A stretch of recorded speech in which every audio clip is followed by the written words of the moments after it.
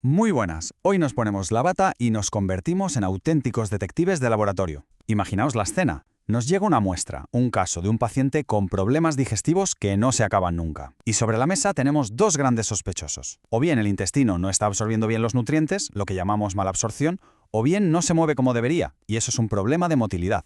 Así que vamos a sumergirnos en el caso y analizar todas las pistas que nos deja cada uno de estos culpables. Muy bien. Toda buena investigación necesita un plan, ¿verdad? Pues aquí está nuestra hoja de ruta. Primero vamos a analizar la escena del crimen, o sea, cómo funciona un intestino normal, es nuestra línea base. Después interrogaremos al primer sospechoso, el fallo de absorción, y para ella analizaremos la pared intestinal buscando pruebas. A continuación nos centraremos en el segundo sospechoso, el fallo de movimiento.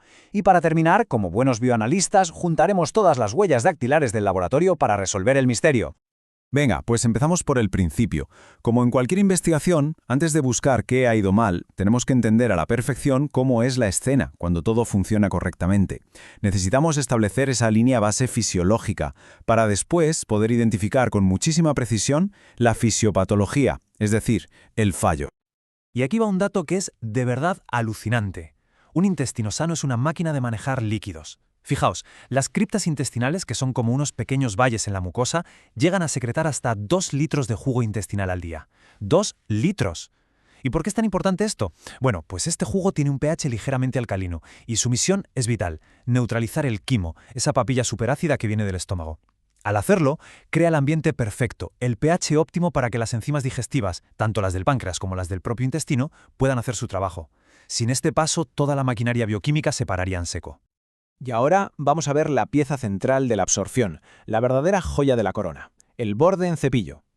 Este nombre tan curioso se refiere simplemente al conjunto de miles y miles de microvellosidades que tiene cada célula intestinal, cada enterocito en su superficie. Aquí, justo aquí, es donde ocurre la magia de la digestión final. Y lo más interesante es que las enzimas que hacen este trabajo, como las que rompen la lactosa o la sacarosa, no están por ahí flotando en el jugo intestinal, no. Están ancladas, fijas, formando parte de la membrana. Es como una cadena de montaje súper eficiente, con las herramientas atornilladas al banco de trabajo, listas para procesar los nutrientes justo en el último segundo antes de que sean absorbidos. Una pasada de eficiencia. Vale, ya conocemos la escena del crimen. Ahora sí, vamos a interrogar a nuestro primer sospechoso, el fallo de absorción. Clínicamente, a esto lo llamamos síndrome de malabsorción, y no es más que la incapacidad del intestino para asimilar correctamente los nutrientes de la comida que hemos ingerido.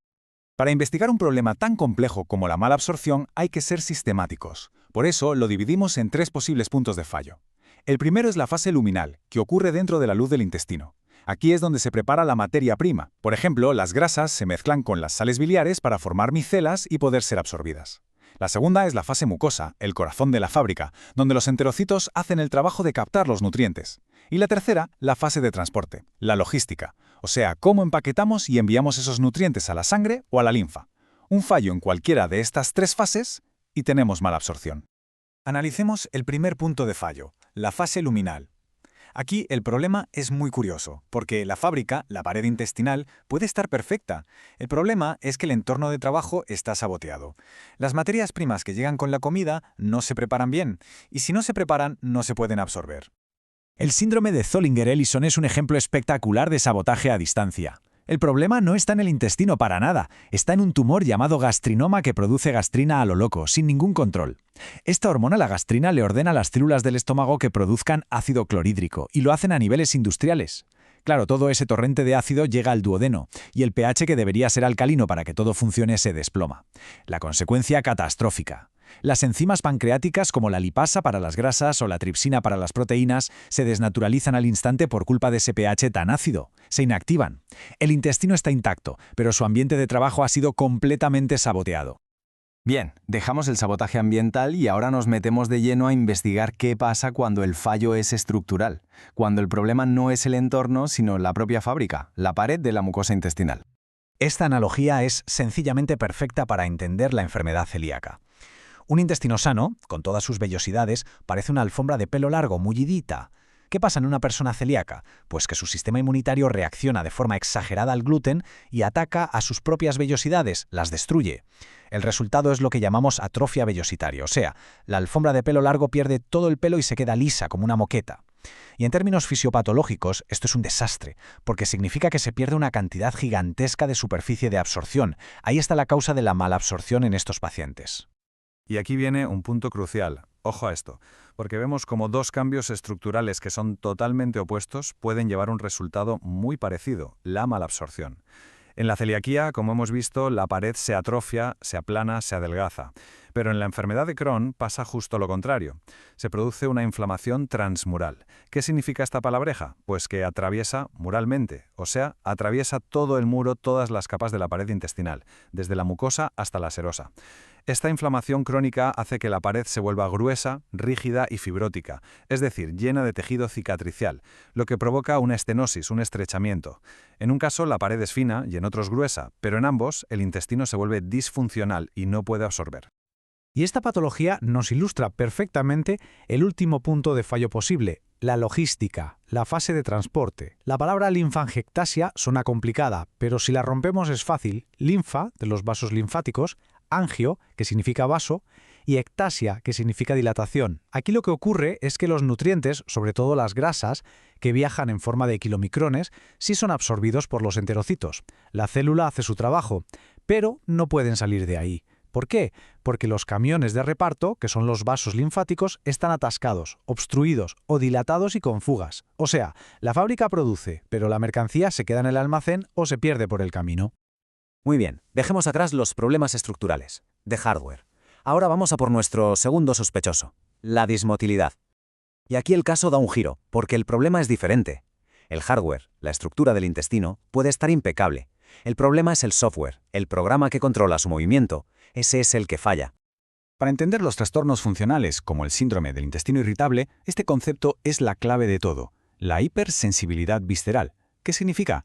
Pues que el sistema nervioso de esa persona, a nivel intestinal, tiene el volumen de las sensaciones subido al máximo. Una distensión por un poco de gas, algo que la mayoría de la gente ni se entera, en ellos se percibe como un dolor agudo, insoportable. Es un problema de percepción, de reactividad. Y aquí entran en juego factores psicosociales como el estrés, que a través del famoso eje intestino-cerebro pueden modular y empeorar esta sensibilidad. Pensemos un momento en cómo algo que parece simple, como un fallo de movimiento, puede escalar hasta convertirse en una emergencia que pone en riesgo la vida. Es un efecto dominó. Todo empieza con una motilidad lenta, que provoca estreñimiento. Si este se vuelve crónico y grave, se puede formar un fecalito, que es literalmente una piedra de heces endurecidas. Imaginaos que ese fecalito, ese tapón, se cuela y obstruye la salida del apéndice. Las bacterias que viven ahí se quedan atrapadas, se multiplican sin control y causan una inflamación brutal. Eso es la apendicitis. Y si la cosa va más y el apéndice se rompe, todo ese contenido infectado se derrama por la cavidad abdominal, causando una peritonitis, una urgencia quirúrgica de primer nivel. Y llegamos al final, a la parte que nos toca más de cerca. Ahora vamos a conectar todos estos fallos fisiopatológicos con las pistas que dejan en el cuerpo, con los hallazgos clínicos y sobre todo de laboratorio que un bioanalista es capaz de encontrar. Aquí es donde nuestro trabajo como detectives cobra todo el sentido. Esta tabla es básicamente el panel de pruebas del detective. Aquí es donde todo encaja. Fijaos, cada nutriente que no se absorbe deja una huella inconfundible. Si lo que falla es la absorción de lípidos, la huella clínica es la esteatorrea, esas heces grasientas, pálidas, que huelen fatal. Y en el laboratorio la pista es clarísima, la tinción de Sudán 3 en una muestra de heces, que tiñe las gotas de grasa y las hace visibles. ¿Que fallan los carbohidratos? Aparece una diarrea osmótica. ¿Y por qué osmótica? Muy sencillo, el azúcar que no se absorbe se queda en el intestino y por osmosis chupa agua hacia la luz intestinal. En el laboratorio buscaremos azúcares reductores en heces. Y por último, si fallan las proteínas, la huella ya no es local, es sistémica, el edemo. Esa hinchazón en las piernas, por ejemplo. Esto se debe a la hipoalbuminemia. La albúmina, una proteína en sangre, mantiene el líquido dentro de los vasos. Si hay poca, el líquido se escapa a los tejidos y ¡zas! Edema. Y después de analizar a nuestros dos sospechosos, la malabsorción y la dismotilidad, nos quedamos con esta reflexión final. El hecho de mencionar factores psicosociales en el síndrome del intestino irritable nos abre una puerta fascinante, la del eje intestino-cerebro. La idea de que nuestras emociones pueden literalmente alterar la fisiología de nuestro sistema digestivo. Y al revés, que el estado de nuestro intestino puede influir en nuestro estado de ánimo. Esta conexión va muchísimo más allá de la simple mecánica y la bioquímica, y representa, sin ninguna duda, una de las fronteras de la medicina y del bioanálisis. La investigación, como veis, no ha hecho más que empezar.